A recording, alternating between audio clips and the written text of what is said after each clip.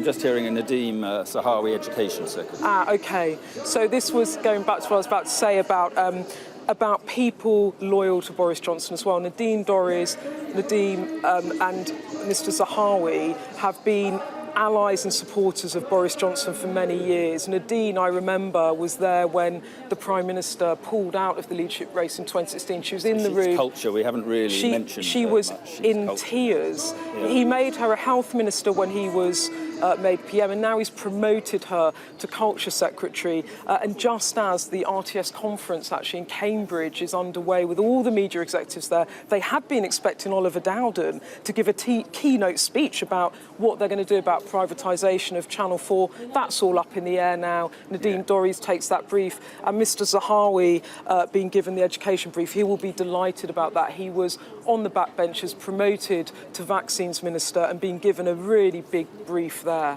OK, and just finally, what does this say about the way that Boris Johnson wants to take this government? Well, I think from the moves I've seen so far, the two things I would say is that he demands loyalty and he has promoted people on the basis of loyalty, but also he has put into key briefs people that he hopes can actually deliver what he needs them to do. And I'm thinking in terms of Mr Zahawi, who they have rated as a vaccines minister, putting him into education. The Prime Minister's talked about how that is a massive brief and it needs fixing. And then Michael Gove into communities and housing. That's all about the levelling up agenda and housing. I also think what is interesting about this reshuffle is the Prime Minister has been sensitive to the fact that in there it sometimes felt like a bit of a boys' club.